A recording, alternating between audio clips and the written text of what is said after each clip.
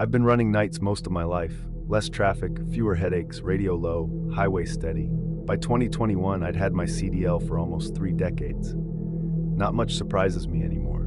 This was Barstow, summer, dead hour.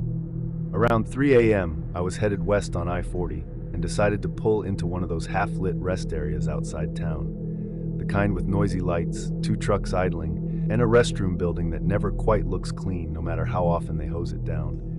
Every stop is the same. Park where I can pull right back out, set the brakes, quick bathroom trip, walk around, tires, straps, doors, maybe punish myself with whatever vending machines pretend is coffee. I wasn't wiped out, just that burned eye tired you get after a long stretch.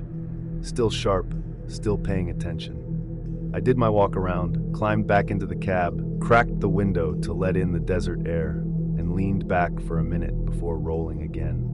That's when I heard scraping just behind my door, low to the ground. You hear noises all the time out here, so I didn't jump.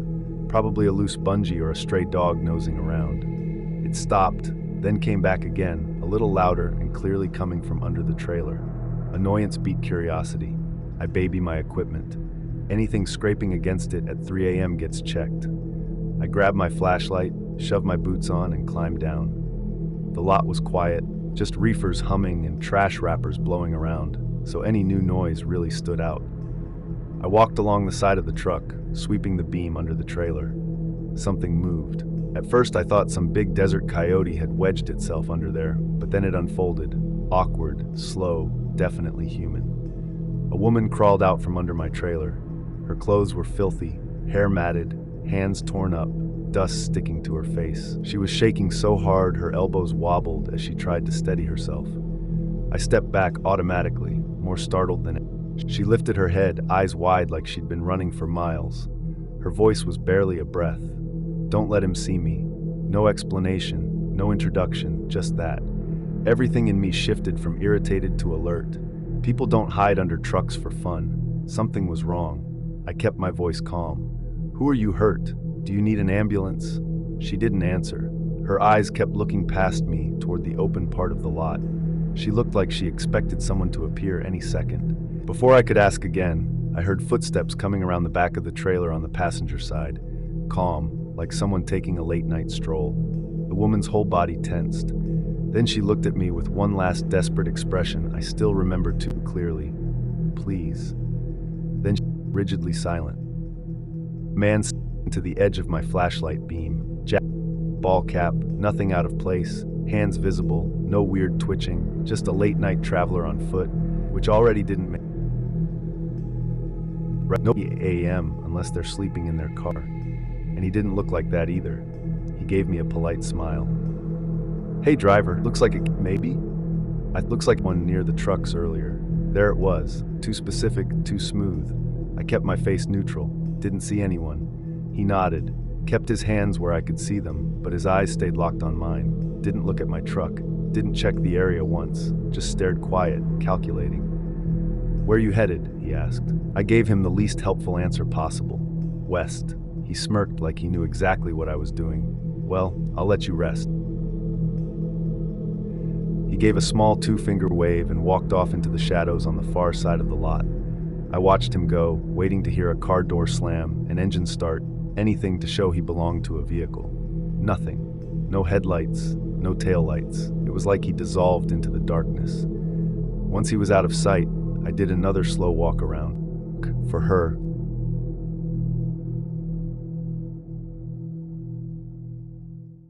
No foot under I could clearly make out. No dropped belongings, no torn clothing. If you'd told me no one had been under there all night, I would have believed it. Except I'd seen her and she'd spoken to me. When I got back in the cab, I locked both doors out of pure instinct. My hands felt tight without shaking, like my body was bracing for something else. I sat there, engine off, window cracked just an inch, listening. The scraping never came back, no footsteps returned. The lot stayed quiet, too quiet. Eventually I rolled back out onto the highway. Dawn was still hours away. I've turned that night over in my head more times than I can count. Easiest explanation, she was running from him. And when he showed up, she bolted while I was looking at him. People can move fast when they're scared, but the clean ground under the trailer bothers me. Without a single sound, and how he appeared at the exact moment she whispered those words. I don't have a neat ending or a moral, just the truth. Someone hid under my rig that night. Someone else came looking for her. One of them was terrified. One of them was too calm. I never saw either again. But ever since then, every time I pull into a lot at night, I check under the trailer twice. Once for equipment and once for company I never ask for. I run regional, not long haul. So yeah, lots of quick stops, gassing up, sipping coffee that tastes like burnt wishes, and getting back on the highway. This happened late 2019 outside Wichita. I remember because I was trying to stack miles before Thanksgiving, and I'd already decided that if I survived the day, I was treating myself to a motel pillow instead of my sleeper. The station I pulled into wasn't one of the big chains. Old Pumps, a store that smelled like dust and fryer oil. Only two other vehicles around. A dark sedan parked off to the side, and a pickup fueling at the far lane. Inside wasn't any more inviting, but it was warm. I paid, washed my hands, grabbed a coffee, skimmed a text from my sister about her kids losing their jackets again, and walked out, still scrolling. Bad habit, sure, but we all have one. I stepped up onto my driver's side step, coffee in hand, key between my fingers, and swung open the door, then stopped because someone was already sitting in my passenger seat. He wasn't rummaging. He wasn't leaning toward me. He wasn't even looking at me. He was sitting perfectly upright, hands resting on his knees, staring straight through the windshield like I'd just interrupted his meditation. For a second, my brain couldn't process it. I knew that door was locked. I'd heard it click. I always double-check. The truck is my workspace, my house, and my only safe zone on the road. But there he was. "Can I help you?" I asked. No response. Didn't blink, didn't turn. He didn't look deranged or high. No twitching, no muttering. Just a middle-aged guy in a cap and jacket sitting in my rig like he belonged there. That made the hair on the back of my neck tighten more than anything. People acting normal in the wrong places, that's what gets you. I tried again, using that firm tone I learned in the Army. "Sir, you need to get out." Still nothing. And here's the problem. If I climbed in to grab anything, I'd have to swing my legs right past him. If he grabbed me, I'd be twisted with no leverage. He could get me into the sleeper before I even yelled. So I stepped back down as calmly as I could, shut the door, and walked straight back to the store. Inside, I told the cashier, "There's a man sitting in my truck, passenger seat." I didn't let him in. He stared like I'd said there was an alien sitting in my seat. "I'm serious," I said. I locked it. He called for Mike, and a big guy in a dirty polo came out. They exchanged a look like they weren't sure if I was exaggerating, hallucinating, or both. "Just walk with me," I said. "If he runs, he runs. I just don't want to approach alone." Mike nodded. We stepped outside. As we approached my truck, I noticed the passenger door was hanging slightly open. Mike climbed up first and swung it fully open. Empty. But the passenger floor mat wasn't empty. "Mud," he said. There were footprints smeared and wet on the mat, up onto the center console, even a streak on the dashboard like he'd crawled over everything on hands and knees. I scanned the lot. Nothing. No one walking.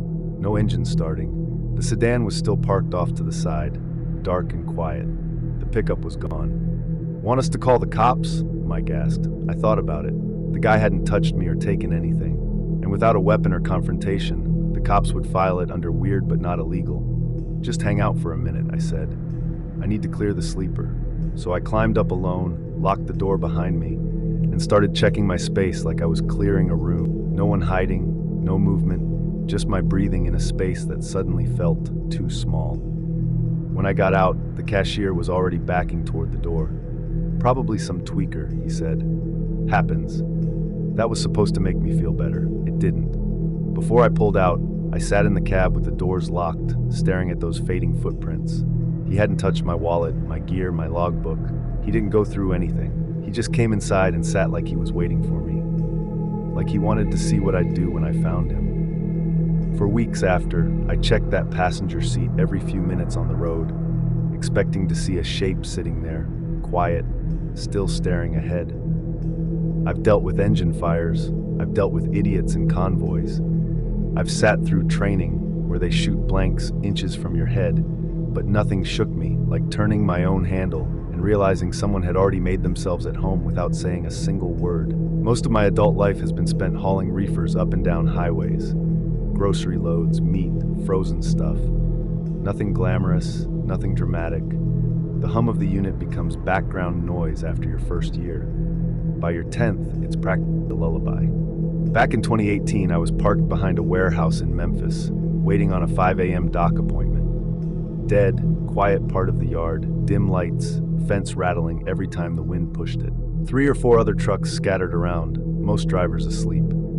It was a normal night, just paperwork, lukewarm coffee, and the reefer droning behind me.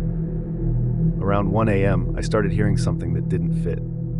At first, it blended into the hum, like radio interference. Then, I realized it was 2 low voices right at the back doors of my trailer. Male voices whispering like they were arguing or planning something. I paused the radio. The whispering continued. My first thought was thieves. People pop seals and swipe a few cases all the time. I grabbed my flashlight and climbed down. The second my boots hit the gravel, the voices cut off. I walked the length of the trailer, light sweeping under the frame. Dust, shadows, nothing. I circled the bumper. Still nothing. No movement between trailers. No figures ducking behind the fence. I checked the seal. Solid numbers matched. Sound bouncing off the building, I told myself, happens sometimes in tight yards. I got back in the cab, locked up, and tried to finish my paperwork. About an hour later, the voices came back. This time, they weren't outside. They were coming from the wall directly behind my head, right where the trailer connects to the cab. Same 2 men, same hushed, irritated cadence. Not loud, but way too clear for voices coming through steel and insulation. I sat up listening. They didn't sound like they were in the yard anymore. They sounded like they were standing in a narrow hallway a few feet from me. I waited maybe a minute, trying to catch actual word. Couldn't just tone, one older, one younger, like the younger one kept disagreeing. Finally, I'd had enough. I grabbed the flashlight and climbed out again. I walked along the side, turned off the reefer to kill the white noise and listened. Silence. Heavy, expectant silence. I went to the back, broke the seal after calling the number on my bill to warn them, and swung the doors open. Empty trailer, cold air drifting out. Nothing else. Still, I climbed inside, walked the length of it, checked corners and walls, stomped the floor. No hollow spots, no hiding places, no footprints. I closed the doors and locked them again.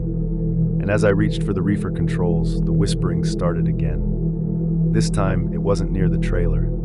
It was floating across the lot between the rows of trucks, moving slowly, like the speakers were pacing. Same 2 voices drifting through the shadows, tone rising and falling like they were debating something I wasn't supposed to hear. I stood there with my hand on the unit, not moving, listening. The voices faded after maybe 10 seconds. No footsteps, no door slams, no tires crunching, just gone. I climbed back into the cab and locked every latch. I turned everything off, the radio, cabin fan, even the map light, just to listen. 2 more times over the next few hours, the whispers came back. Once right behind the sleeper wall again, once so close to the driver's side door that I could have sworn someone was standing beside the cab. Each time I thought about checking, I remembered how fast they went silent whenever I stepped outside. By the time sunrise showed up, I felt wrung out, drained, like the night tugged something out of me.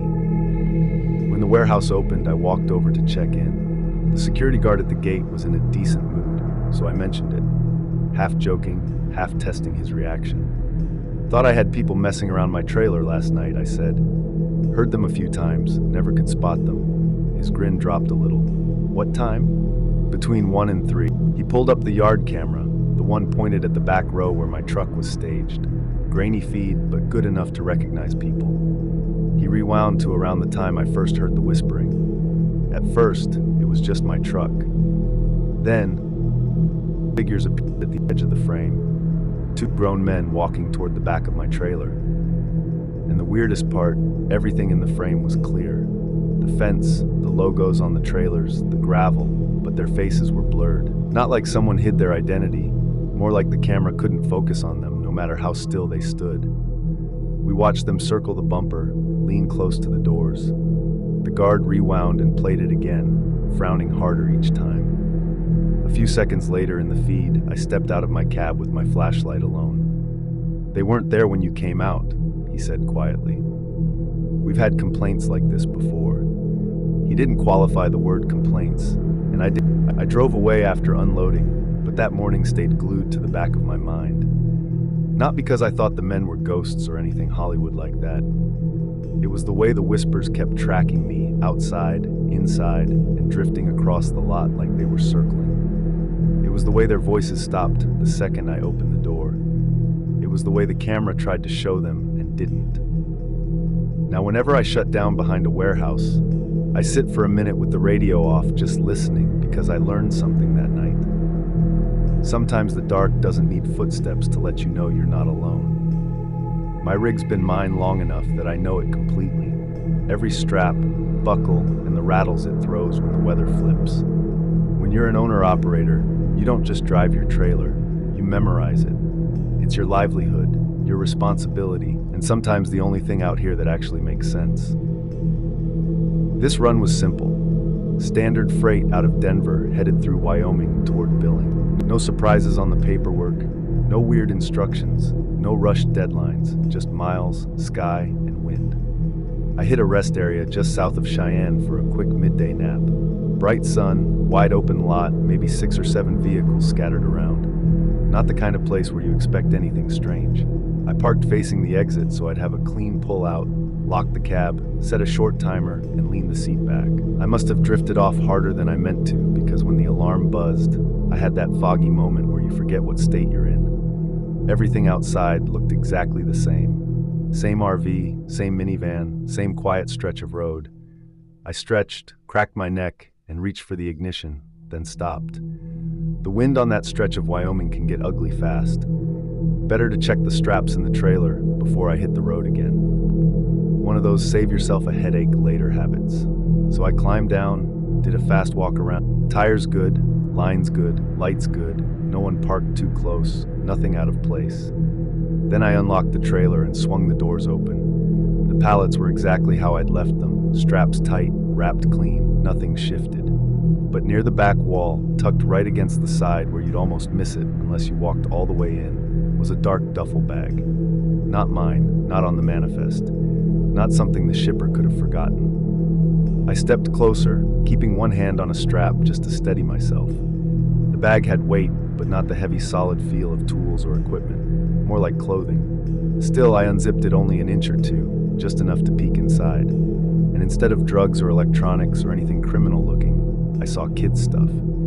Folded tiny shirts, a pair of little sneakers, a stuffed animal with an ear torn halfway off, a plastic toy truck, a small fleece blanket, everything organized neatly. No wallet, no ID tag, no phone. The kind of bag a parent packs when they're heading somewhere overnight, but stuffed into my trailer in the middle of a random rest area. No. I zipped it back up and stepped away like the thing was wired. There's a line you don't cross out here, and taking responsibility for mystery cargo is one of them. I climbed back into my cab, locked the door, and called dispatch.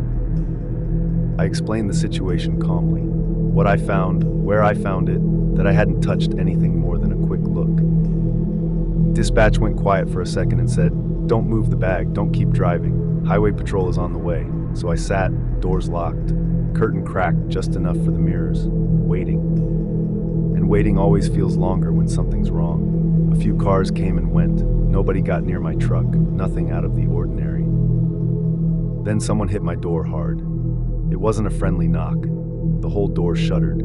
My pulse kicked up, not in a dramatic storybook way, just in that sharp, practical, you're not alone kind of way. I didn't move the curtain, didn't speak at first, just listened. Another bang. Louder. Slides to the passenger side, then another.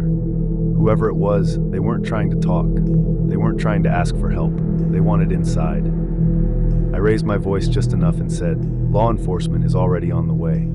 The noise stopped instantly. I didn't dare open the curtain further. Whoever was out there didn't want a conversation. A few minutes later, lights flashed across my mirror. Only then did I unlock the door and climb down. 2 troopers met me. I walked them through everything. The nap, the bag, the call, the banging. We went to the trailer together. One trooper standing wide, hand near his holster. I unlocked the doors and swung them open. The bag was gone. The pallets were untouched, straps exactly the same tension as before. The troopers looked at each other before they looked at me.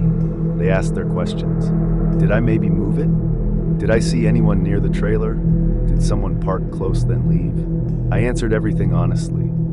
Then one of them said, "We've seen cases like this. People stash a bag in a trailer, wait for the driver to stop, and come back for it. Sometimes it's drugs, sometimes personal items from a burglary.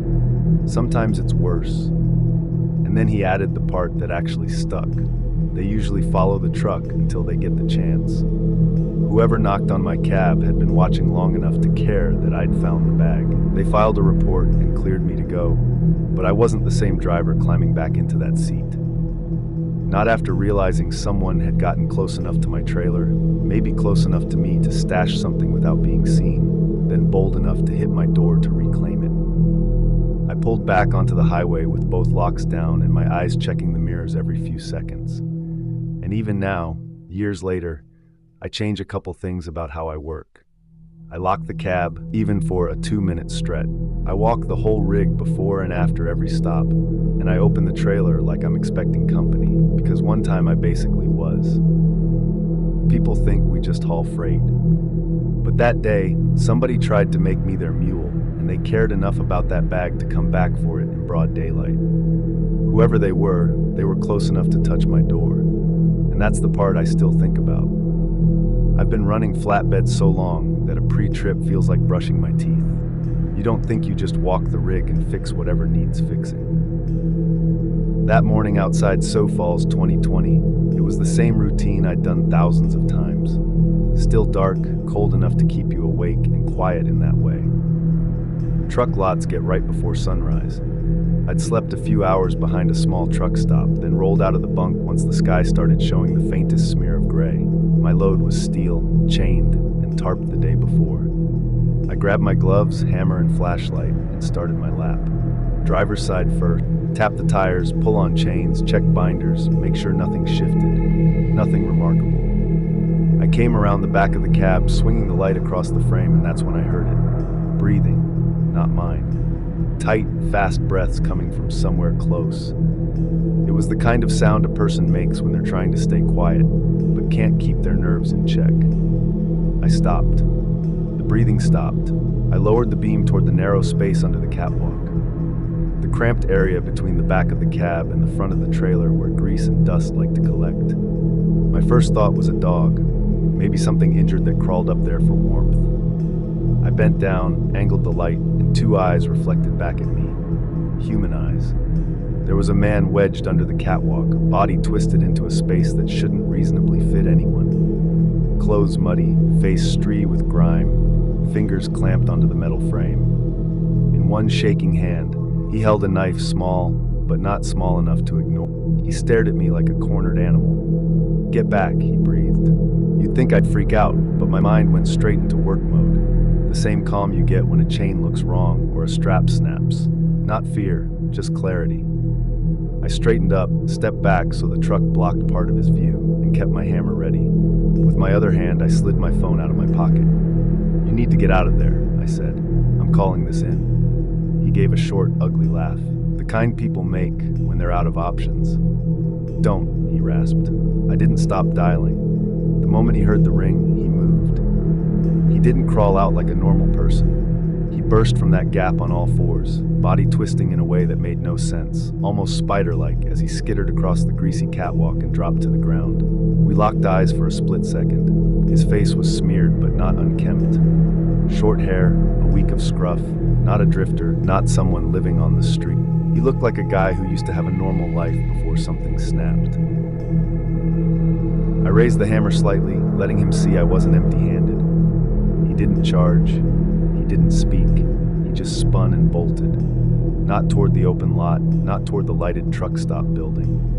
He ran under the trailers, dropped low, scrambled beneath my flatbed, and disappeared into the line of parked rigs, weaving through the shadows where the lights couldn't reach. The sound of his hands and feet hitting gravel faded fast. When I circled around the trailer to follow with my flashlight, he was gone. Just a long row of steel legs, spinning shadows, and empty dark. The dispatcher finally answered, and I gave them the short version. Armed intruder fled the lot, uncertain direction. While waiting for law enforcement, security from the truck stop came out.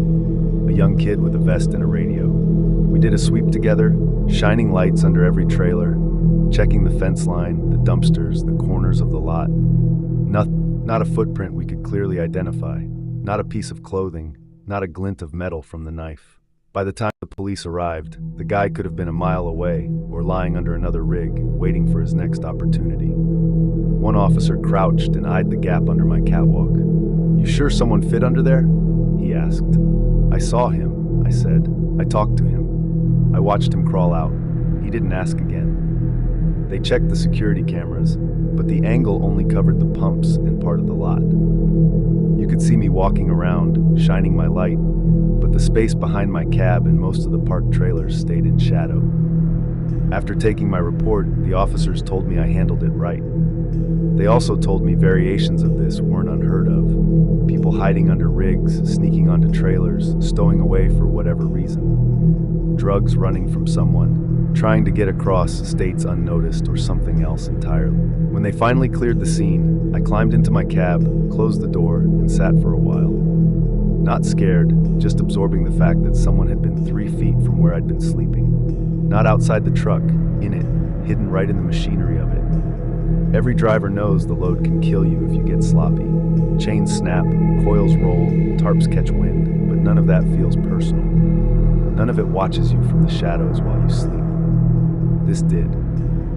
Since that morning, my pre-trip has a new first step. Before chains, before tires, before anything else, I take my hammer and bang on the metal under the catwalk hard. Then I shine my light into every gap big enough for a body. Then under the trailer, behind the axles, everywhere someone could wedge themselves if they were desperate enough. Guys laugh when they see me do it, right up until I tell them this story. Then the next morning, I hear them banging on their own rigs too. Flatbed work is dangerous, but it's the kind of danger you sign up for. Loads, weather, road condition, those are things you can prepare for. But the stranger hiding inches from your sleeper, you can't plan for that. You can only check for it every single time. And trust me, after so falls, I do every single time. If these stories made you realize the highway has way more than potholes to worry about, smash that like button, subscribe so you never miss the next scare, and tell me which moment hit you the hardest. And if you want to feel true loneliness creep under your skin, click now to watch 4 disturbing middle-of-nowhere horror stories. Because the middle of nowhere doesn't echo, it swallows sound. Or hang tight. Another story is creeping up next. Thanks for watching. Stay alert, stay safe, and I'll see you in